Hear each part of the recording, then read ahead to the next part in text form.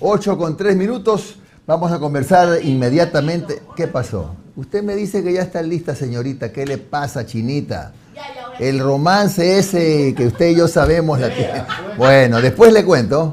Muy bien, vamos a hacer el contacto ya con el economista Rafael Correa, expresidente de la República, que está con nosotros desde su domicilio en Bélgica. ¿Cómo está, economista? ¿Me escucha? Te escucho bien, Jimmy. Qué gusto verte y escucharte a los tiempos. A los tiempos. Hay un poco de eco, ¿no? Me escucho el retorno yo. Ya lo corregimos. Estoy bien, gracias a Dios. Aquí vinieron dos de mis hijos, mi hija llega hoy día, van a estar los tres. Es una gran felicidad. Y acabo de superar el COVID, sí sabes, ¿no? Estuve con COVID y como tenía las dos vacunas, pues una fuerte gripe, cuarentena, pero gracias a Dios hay peligro que me salve. Pero seguimos adelante. Economista, ¿Omicron fue la variante? No le pregunté el nombre al virus, pero sí me dio. Bueno, 8:04. Mira cómo se te ríe, ¿quién? La China. Sí. El problema es que la China es un caos. Ya la voy a hacer salir del estudio. Una más chinita y te saco del estudio. Bueno, a ver, economista, ahora sí hablando en serio, porque son temas muy serios los que se han venido ventilando en los últimos días, sobre todo cuando Leonidas Issa ha hablado de la necesidad de formar un gran frente de las izquierdas, le llamó él. Mi pregunta es, ¿cómo ve Rafael Correa la opción de que se forme, y primero si cree usted posible, que se forme un gran frente centro-izquierda entre las izquierdas y la CONAIE? Todo es posible, si hay la generosidad suficiente, si hay la responsabilidad suficiente. Pero para empezar, yo no creo un gran frente de las izquierdas. La situación del país es tan grave que el frente debe ser un frente patriota, democrático, bienvenido. Si hay gente derecha, honesta, comprometida con el país, la vamos a excluir. El frente es más amplio, en función de un programa, no tenemos que querernos, no tenemos que coincidir, sí tenemos que tener un mínimo de confianza política, mínimo de principios y valores, que es lo que alguna gente no entiende. Hay gente que ya cruzó líneas rojas, que de eso ya no se puede volver, ¿no? Sería perder más que ganar. Entonces, con esas características, formar el frente más amplio, porque la situación del país así lo exige. Claro, usted no lo llamaría en todo caso el frente de las izquierdas, ¿no? Una especie de pacto, una cosa un poco más general. Una gran alianza por la patria, pero además todo el mundo se dice de izquierda en el país, pues. ¿Tú crees que la propia CONAIE, ahora está Leonidas Issa, no lo conozco, tengo una buena impresión de él, pese a que nos ha insultado, nos ha hecho ladrones, en las marchas pedía agredir a los correístas, pero creo un tipo frontal, valiente. Pero Luis Maca fue de los transitorios, pues. Fue cómplice de Trujillo, se quedó calladito cuando Moreno le ofreció eliminarle UNASUR y regalarle el edificio UNASUR para la universidad indígena que él había creado. ¿Tú crees que eso es de izquierda? ¿Tú crees que una Lourdes Tibán es de izquierda? ¿Tú crees que un Yacu Pérez es de izquierda? Entonces cualquiera puede decirse de izquierda. Otra cosa es serlo. Y ser izquierda inteligente. Porque además esa izquierda cavernícola, que cree que estamos todavía en la revolución industrial, o esa izquierda con indigenismo infantil, que cree que el buen vivir es la premodernidad, yo no me siento en absoluto identificado con esas clases de izquierdas. ¿Quién debe ser el filtro para calificar quiénes son los auténticos de izquierda y quiénes son los buenos de la derecha? No clasifiquemos en buenos y malos, sentémonos a conversar en función de objetivos nacionales, pero sí con fundamentos, con valores, con principios, sin gente que haya pasado líneas rojas. Son Ayala Mora, se dice de izquierda, es un corrupto completo, cómplice de Moreno. ¿Tú crees que le haría bien a un frente patriótico, democrático, cuando ha demostrado falta de patria y falta de democracia? Yo estoy seguro que va a quitar más de lo que da. Entonces, no podemos, en función de supuestamente la unidad, sacrificar los verdaderos fundamentos de la República, como es la verdad, ¿no?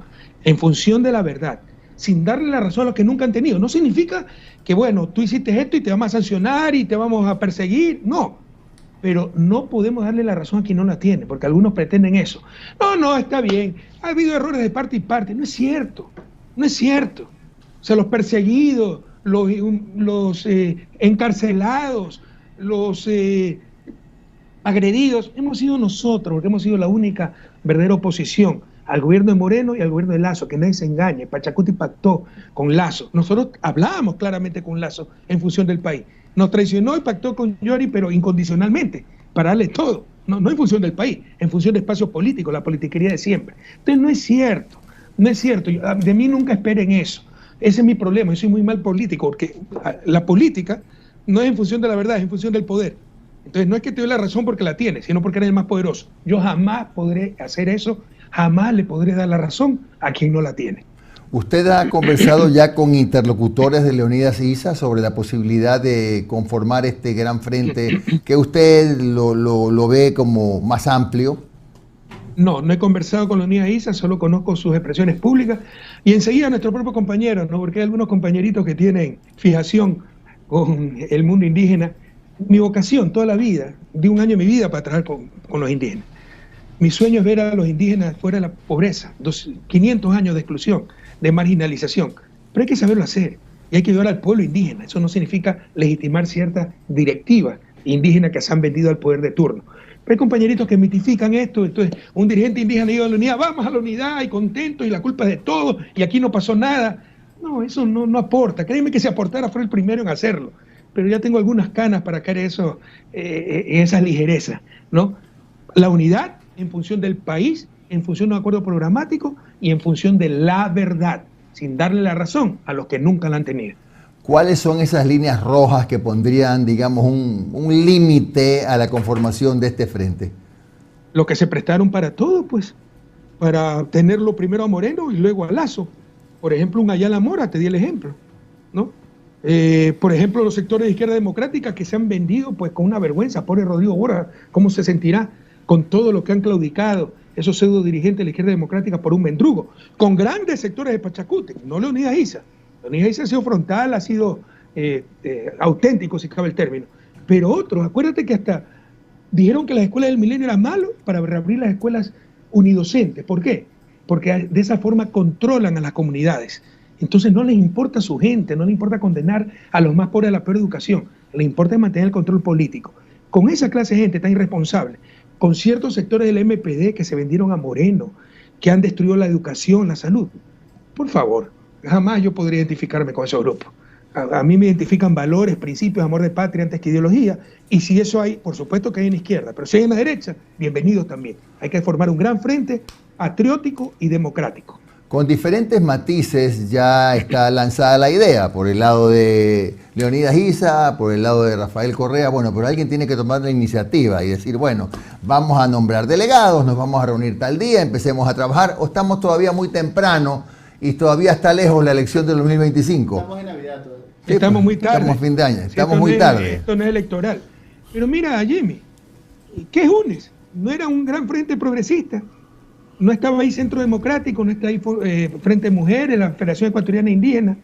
Si ya se llamó esa gran unidad, y en lugar de ellos adherirse a esa gran unidad progresista, se adhirieron al gobierno de Moreno, se adhirieron después a Lasso con el nulo ideológico, y no te engañes, la dirigencia indígena trabajó a favor de Lasso, y un poco con el criterio de que si ganamos nosotros no van a poder votar del poder, para Lasso sí. Entonces tampoco nos vamos a prestar esas cosas. Entonces el llamado está hecho hace mucho tiempo. Pero nuestros propios compañeritos pecan de aquello, ¿no? Cuando nosotros hacemos el llamado, no pasa nada. Si lo hizo Leonidas Issa, dirigente indígena, entonces todos vamos rapidito a ponernos en línea. No, compañeros, lo importante aquí es el país, la verdad, unidos en función de superar la gravísima crisis que enfrentamos. Bienvenidas todas y todos, todas las personas de buena voluntad. ¿Cree usted que este frente debería empezar a operar en el evento de que se consolide ya en las elecciones del 2023, en las seccionales? Mira, no se engañen también en algo, ¿no? Algunos nos dicen estamos hambrientos de poder, no entienden nada. ¿Cómo sacas al país de su desarrollo sin el poder? O sea, siempre va a haber lugar para la beneficencia, para la solidaridad espontánea, pero eso no va a sacar al país de su desarrollo.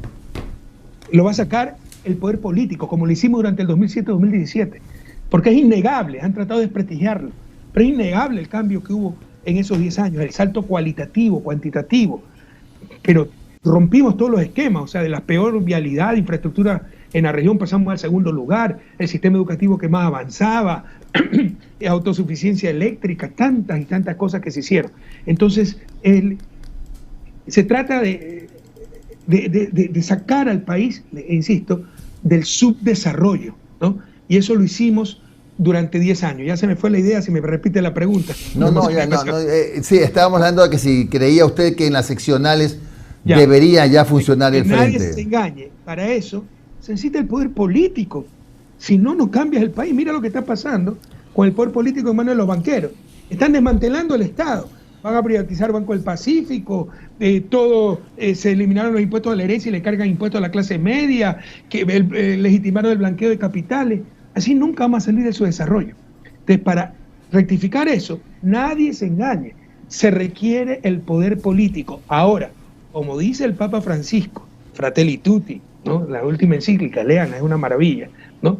La única legitimidad del poder político es el bien común. Se requiere el poder político para gobernar en función de ese bien común, no en función de los banqueros, no en función de su negocio, no en función de fijaciones ideológicas, en función del bien común y así sacar al país de su desarrollo. ¿Usted reclamaría para la Revolución Ciudadana, no digo manejar, esa palabra es muy desagradable, ¿no? Pero coordinar este frente de amplio, como usted lo ha manifestado, con los mejores elementos de cualquier línea política? Aquí se tiene que ejercer la generosidad y la responsabilidad de patria. Pero, ¿cuál es la mayor fuerza política de izquierda del país? Pues resulta que no somos de izquierda, que no somos mayor fuerza política. Nuestros propios compañeros algunas veces en redes empiezan a discutir como que si somos un fracaso total, como que si no existimos. Perdimos las elecciones en abril por nuestros propios errores, pero somos de lejos la principal fuerza política del país, sin partido político. Acuérdate que Centro Democrático tuvo que prestar el número para inscribirnos, pero algunos reflexionan como que si todo hemos hecho mal, como que si no existimos, como que si nos arrasaron en las elecciones de abril.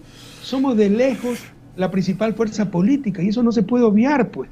Entonces, si haces un gran frente, la principal fuerza política de este país debe tener algo que decir. Claro. ¿No? Ahora, economista, usted está hablando de la necesidad de ser generoso, pero no es generoso pues decir, bueno, soy generoso, pero como yo soy la principal fuerza política, yo un poco coordino el frente. Eso lo entendí. Yo no he dicho eso, me entendiste mal. Entonces entendí mal. mal. ¿Qué ser generoso? Que nosotros somos la principal fuerza política, pero que venga un partido que sacó 2% y coordine. O sea, tenemos que conversar eso. Pero hay realidades que no puedes soslayar de cuál es de lejos la principal fuerza política. Y por si acaso, yo puedo emitir algunos conceptos, no significa que los practique. Soy de carne y hueso, no soy de hierro. Para mí lo más difícil, cuando rezo el Padre Nuestro, es perdonar nuestras ofensas como nosotros perdonamos a los que nos ofenden. Para mí lo más difícil es perdonar al que nos ofende, porque me gusta la verdad, me gusta la justicia, eso se puede confundir fácilmente con la falta de perdón. Ahora, también la parte más linda de la misa para mí es cuando se dice, Señor, no soy digno de que entres en mi casa, pero una palabra tuya bastará para salvarme, ¿no? Para cerrar este tema, aunque seguramente Omar acotará algo más, ¿sí está usted abierto a sentarse en Zoom, por lo menos, a conversar con Isa y con algunos otros actores sociales para comenzar a conformar el frente? Porque, según lo escuché a usted, ya es tarde. Ya hay que trabajar en eso. O sea, si hubiera hecho eso, todo lo que no hubiéramos ahorrado, o sea, desde el 2017, con el fraude democrático que resultó Moreno, se hubieran anticipado elecciones, la historia del país fuera diferente. Algunos no entienden esta figura de anticipar elecciones. El propio Lazo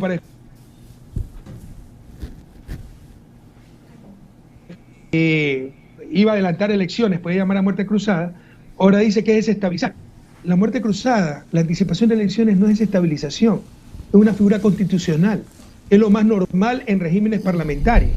Yo creo en regímenes presidencialistas, creo en poder centralizado, fuerte, para poder cambiar América Latina, con controles democráticos, pero flexible, para evitar los fraudes como un Moreno, o evitar fracasos como Lucio Gutiérrez, como Maguad, o como el propio Lazo. Entonces, por eso está la figura, artículo 130, 138 de la Constitución, de anticipar elecciones. Eso es perfectamente constitucional, pero algunos no lo entienden. Si hubiéramos hecho ese frente del 2017, constitucional, democráticamente, se hubiera mandado a la casa a Moreno, porque además el presidente en funciones puede presentar su candidatura, pero ese tipo no iba a sacar medio voto partido por la mitad, la historia del país fuera diferente. Si no se lo hizo en el 2017, cuando votó a la basura el programa progresista que ganó en las urnas e impuso el más corrupto, elemental neoliberalismo, si se lo hacía en el 2019 después de que masacró a su propia población, la historia del país hubiera sido diferente. Pero para que persiguiera a Correa, lo mantuvieron a sangre y fuego. Vino la pandemia y hoy lloramos lágrimas de sangre. ¿Cuántas decenas de miles de muertos por haber mantenido un inepto y un gobierno clínicamente muerto en el poder? Hoy estamos repitiendo los mismos errores. Lo de Pandora Papers es gravísimo. No se trata de ocultar el sol con un dedo, por favor. Por supuesto que era un caso de caos político, social, conmoción política, que merece anticipar elecciones. Y Lasso se puede presentar como candidato para que sea el soberano del pueblo ecuatoriano el que lo ratifique en el mandato o rectifique el mandato. Lo que hicieron fue protegerlo por todos los medios y tenemos un gobierno severamente deslegitimado, sin credibilidad, sin solvencia moral, que es una vergüenza a nivel mundial, y nos esperan 3 años y medio con ese gobierno. El daño que le hacen al país es inmenso. Entonces este frente debió estar constituido hace mucho tiempo, pero en buena hora, más vale tarde que nunca, si lo hacemos ahora, y entre otras cosas, si es posible anticipar elecciones para que la gente pueda decir, sí, Lasso, creemos que está haciendo bien las cosas, o no, ya no, usted nos ha mentido, lo de Pandora Papers es inaceptable, lo de los motines en las cárceles es terrible, lo de la inseguridad es insoportable, así que preferimos otra opción. Economista, buen día, Omar Jaime le saluda. ¿Cómo estás, Omar? Muchas gracias por su tiempo, economista. El tema principal de la entrevista, como la promocionamos, fue una evaluación del 2021 desde lo político y económico. Y me permito hacer una parte de evaluación política del 2021 muy importante, creo que fue quizás la más importante este año, que fueron las elecciones, tanto primera como segunda vuelta. En una respuesta previa, usted me dijo una frase que todavía me retumba en la cabeza. Dice, nosotros perdimos por nuestros errores. Usted lo acaba de decir y en parte lo comparto. Ahora, el tema es que, y voy a la parte de las bases, cada vez que se retoma eso de los resultados de las elecciones, no, es que fue el nulo ideológico. El nulo ideológico y el nulo ideológico y el nulo ideológico, y se está convirtiendo como en una barrera de negación, ¿no? O sea, perdimos porque fue el nulo ideológico. O sea, la culpa de los resultados de las elecciones fueron de otros, no de nuestra orilla. ¿Cuánto influyó verdaderamente el nulo ideológico? Porque inclusive, economista, usted en el tweet en el que publicó sobre Leonidas Giza, pero respondiéndole a Diego Ordóñez, usted pone, él fue el que impulsó el nulo ideológico. Usted también utiliza esa herramienta, el nulo ideológico. ¿Qué es el nulo ideológico? ¿Cuánto pesa? ¿Es una barrera realmente para poderse y sentarse a conversar con Leonidas Giza? No, pero hay que asumir responsabilidad histórica. En todo caso, no hay ninguna contradicción, no son cosas excluyentes. Pese al nudo ideológico, pese a la campaña sucia, pese a las decenas de millones de dólares gastados por Lasso en su campaña, pese a la impúdica, indecente complicidad de la prensa de siempre, les podíamos ganar. Entonces no es excluyente, no es contradictorio. Podíamos ganar y perdimos por nuestros errores, la desunión, la gente que no busca ser útil sino importante, el correísmo sin Correa y las novelerías de siempre. Pero si es que, por ejemplo, no hubiera llamado el movimiento indígena y Pachacute al nudo ideológico, ¿que cuántos votos fueron? 1,5 millones, me parece, subieron como 800,000, más de un millón de votos. 800,000 votos del promedio histórico del nulo en la segunda vuelta. Si no se hubiera llamado ese nulo ideológico, también ganábamos. Entonces, por supuesto que son corresponsables. Llamar al nulo ideológico era darle la presidencia a Lasso, no se engañen. Ya, ahora, economista, vámonos a la parte económica del país. Hagamos brevemente unas proyecciones para el 2022. A partir del 1 de enero entra en vigencia la reforma tributaria. Hay sectores que alertan, bueno, el discurso del gobierno solamente afecta a un porcentaje mínimo de la población, pero hay personas que advierten que la situación va a ser muy complicada porque hay este cambio del sistema tributario, ahora es el RIMPE, se elimina el RICE, está el tema de las proyecciones, de las deducciones, está el tema del patrimonio, hay mucho temor sobre lo que se viene. ¿Usted cómo prevé la economía ecuatoriana para 2022 en un escenario en donde internacionalmente también estamos a la expectativa? Está el conflicto en Ucrania, está el tema de las materias primas, está el tema portuario de los fletes, hay una serie de temas que vuelven compleja la situación. ¿Cómo proyecta 2022 económicamente para el Ecuador y para la región también? Hay un tema gravísimo que ni siquiera se habla en el país porque nos ahogamos en lo inmediato, en lo coyuntural, ¿no? ¿Qué pasa si mañana ya no se requiere petróleo? El cambio, las nuevas tecnologías, el cambio de las fuentes energéticas en el mundo es brutal. Europa para el año 2030 está prohibiendo carros a gasolina, Sí. todo va a ser eléctrico, ¿no? Y hay muchas fuentes alternativas de energía y nosotros seguimos dependiendo del petróleo y ni siquiera se habla de estas cosas. En todo caso, sobre la marcha de la economía, mira, era de esperarse. Este gobierno no va a hacer nada, no cree en lo público, cree en su bolsillo. Nos tenemos que poner contentos porque tienen 8.000 millones en Suiza, en reserva. En dolarización ni siquiera se requiere reserva monetaria para respaldar una moneda nacional que no existe. Eso, el 70%, 80% de eso no son reservas bancarias como nos han hecho creer, son depósitos del propio sector público, que en lugar de ser utilizados para reactivar la economía nacional, estamos financiando a Suiza. Y hay gente que aplaude eso, ni lo entiende, pero lo aplaude, ¿ya? Entonces no están haciendo nada, por el contrario, sacando la plata del país. Este año, gracias a la recuperación del precio del petróleo, vamos a crecer más de lo estimado, el 3%. Pero el 2020, decrecimos 8%. Si el próximo año en el presupuesto está 2.8% que vamos a crecer, todavía no recuperaríamos los niveles precrisis. Algún rato lo recuperaremos, porque la crisis fue causada por un factor muy puntual, muy grave, pero muy puntual, el coronavirus. Cese ese factor, se recupera la economía. ¿Pero a qué costo? Pues no es lo mismo recuperar en 6 meses que 60 años. Entonces eso es lo que no se entiende. Esa es la razón de ser de la política económica, para superar las crisis lo más rápidamente posible, con el menor costo posible y sobre todo decidiendo sobre quién cae el costo. Y de eso, eso depende de quién tiene el poder. Como el poder lo tienen los banqueros, el costo le han hecho pagar, en realidad no lo paga la clase trabajadora y la clase baja, pero sí la clase media, media alta y alta. En la clase media alta, los impuestos se multiplican por 4 veces en algunos segmentos, ¿no? Sí, se han reducido las deducciones, que además es torpe, porque eso servía para recaudar impuestos. Cuando usted puede deducir de sus impuestos el pago al odontólogo, le exige pues la factura al odontólogo. ¿Quién antes de nuestro gobierno exigía factura a los médicos? Omar, ¿se acuerdan? Nadie. Sí, sí. Porque nosotros pusimos eso como deducciones, vestimenta, alimentos, médicos, todo el mundo pedía su factura y ganamos mucho más de lo que perdimos. Esta gente está dando marcha atrás y perjudicando grandemente a la clase media. Entonces, la política económica también decide sobre quién caen los costos. Como están en el pueblo banquero, el capital financiero no paga nada. Si hubiera estado en el poder, le hubiera hecho pagar todo a los bancos, pues si tuvieran hasta utilidades en la tragedia que fue el año 2020 y en el 2019 también.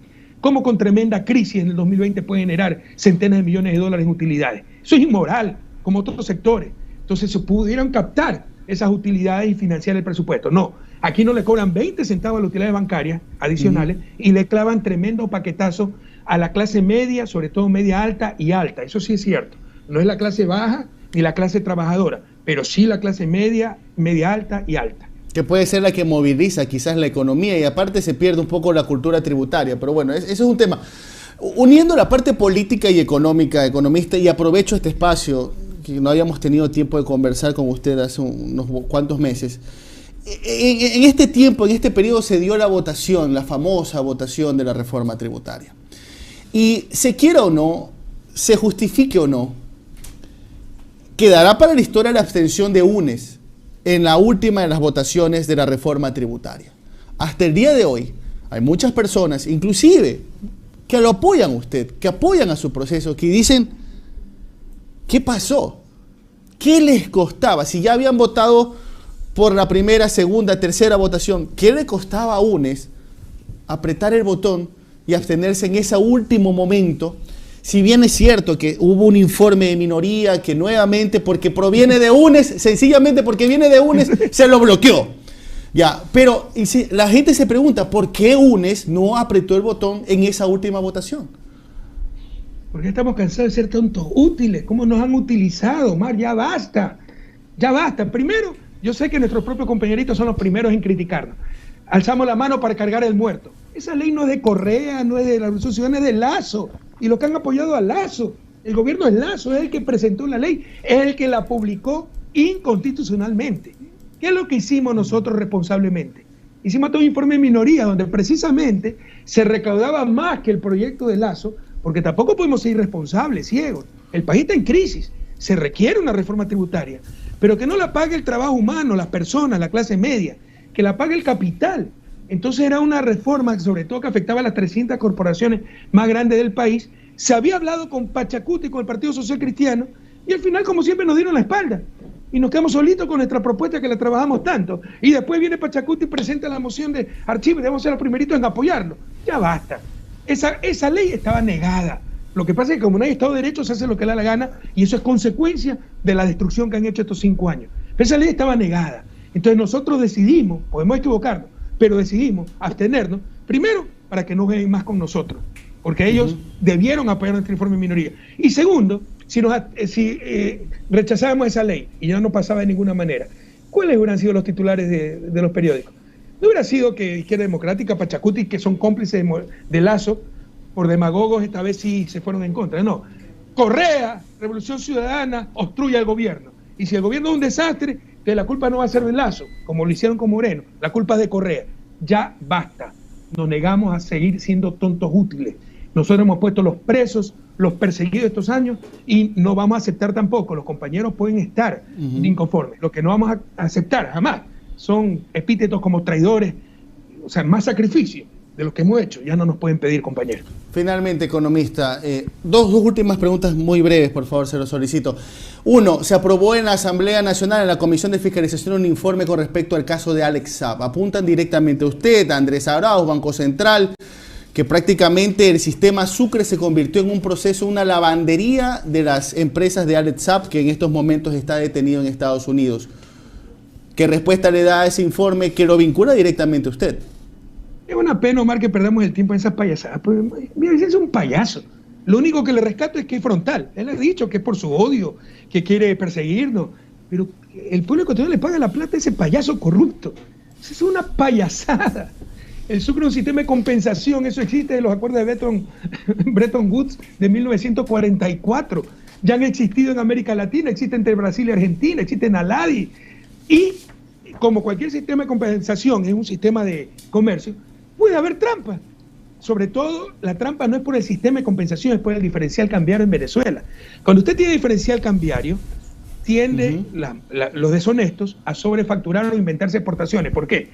Porque si la exportación es 100 desde Ecuador a Venezuela, que está comprando en Venezuela, y usted dice me vale 1000, es sobrefacturación, el gobierno venezolano le vende dólares a 1000, pero a la tasa oficial, le vende 1000,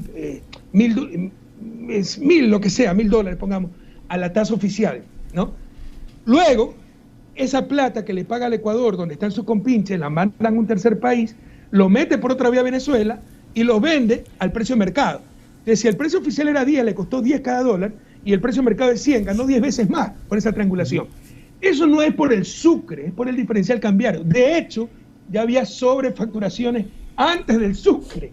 Pero así es el payaso de Villavicencio y el país pierde tiempo en eso. Yo ni conozco a Alex Saab, ni siquiera lo había escuchado nombrar hasta que el ICA lo había metido preso en Cabo Verde. Pero ahora soy cómplice de una nueva organización criminal, ¿no? También van a sacar que es por medio de influjo psíquico, seguramente. Entonces ya el país debe rebelarse ante estos payasos que no les interesa el país, solo les interesan sus odios, pero están destruyendo al país, están destruyendo la institucionalidad, están destruyendo la verdad y todo pagado del bolsillo del pueblo ecuatoriano. Finalmente, economista, tras la elección de las nuevas directivas de la Revolución Ciudadana, ha habido cierto sector de las bases que están inconformes, hay mucho malestar. Tras el tema de la votación de la reforma tributaria, mucha gente de izquierda, que sí, que tienen unos aires de purista, pues no, ¿verdad? Son bastante bolcheviques. Dicen, no, pues ya la RC dejó de ser de izquierda, ahora pacta con la derecha. ¿Cómo toma esas declaraciones de gente que en su momento caminó, recorrió el país apoyando sus candidaturas? Mire, soy sincero, uno de carne y hueso, no se revela ante esto. Todo lo que hemos pasado, todo lo que hemos sufrido. Yo tengo 47 juicios penales y parece que no pasa nada. Tengo una sentencia, 8 años de cárcel por influjo psíquico. He embargado mis bienes, me quitaron la pensión vitalicia, ni a Abdalá ni a Maguate le quitaron la pensión vitalicia, porque nosotros no perseguíamos. Esto hicieron una ley retroactiva para quitarnos la pensión vitalicia. Y yo puedo trabajar, Jorge está preso, más de 4 años. Placas de la infamia. Y somos nosotros traidores, somos nosotros que ya no somos de izquierda, nos abstuvimos, entonces ya nada vale, nada existe, no hemos hecho nada. Esa gente mejor que se vaya para otro lado, sinceramente, ¿no? O sea, respeto mucho su opinión, su posición, pero no vamos a perder el tiempo con esa clase de gente debe haber confianza política en un movimiento político, más aún después de todo lo que hemos tenido que sufrir estos 5 años. Si son tan puristas, si son tan inteligentes, creo que la Revolución Ciudadana es demasiado poco para ellos, ¿no? Entonces, tal vez deben buscar otros espacios. Economista, la Corte Constitucional declaró inconstitucional la destitución de 23 jueces en el año 2019. ¿De qué manera esto les sirve a las personas, a los ciudadanos que hoy, pagando penas de exiliados, etcétera, seguramente van a presentar, si es que no han presentado ya, demandas ante organismos internacionales de derechos humanos? Es letal, es brutal. Lo que pasa es que toma tiempo la justicia a nivel internacional, pero es contundente. Lo denunciamos, se lo dio en los juicios. A nosotros nos juzgaron tribunales ad hoc, jueces puestos a dedo. Iván León, un juez que lo trajeron de Santo Domingo, que intercambiaba la sentencia con la secretaria de la fiscal. Están los videos, están los mails. Entonces, todo un fraude procesal. Pero no pasa nada en el país. Eso es terrible. O sea, eso se llama tribunales ad hoc, puesto a dedo, lo cual contradice todo el debido proceso, todos los derechos humanos. Entonces es determinante. Debería ser determinante el interior del país. Pero no va a pasar nada, va a tratar de encubrirlo. A nivel internacional es determinante, lastimosamente, eso toma tiempo. Entonces no es tan mala la Corte Constitucional, digo yo.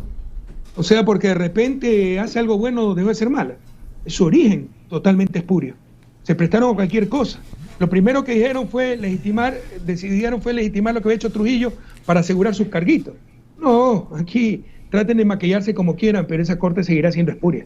No es el buen juez, no es el que de repente hace una sentencia correcta, es el que siempre hace lo correcto. La última consulta. Acá en el Ecuador se ha planteado ya, no, se ha dispuesto ya como obligatorio que en todas las instituciones, bueno, incluso en instituciones como prestadoras de servicios del Estado, en lugares privados, en centros comerciales, etcétera, se debe presentar el carnet de vacunación. Es obligatorio. ¿Está usted de acuerdo? ¿Cómo funciona en Bélgica?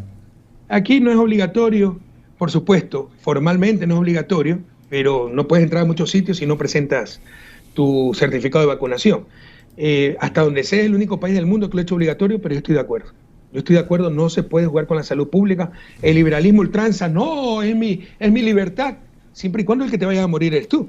Pero al final no solo te mueres tú, sino que matas a toda tu familia, al vecino, porque contagias a todo el mundo. Entonces aquí está en juego la salud pública.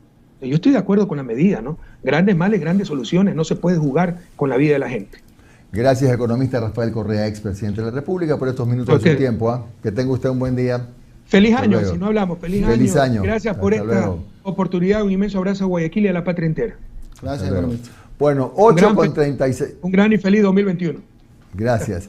8:36 minutos. 8:36 minutos estuvo el economista Rafael Correa, expresidente del Ecuador. Hay bastante material noticioso, sobre todo por el tema de la conformación de este frente que lo concibe como no solo de izquierda, sino más amplio, ¿no?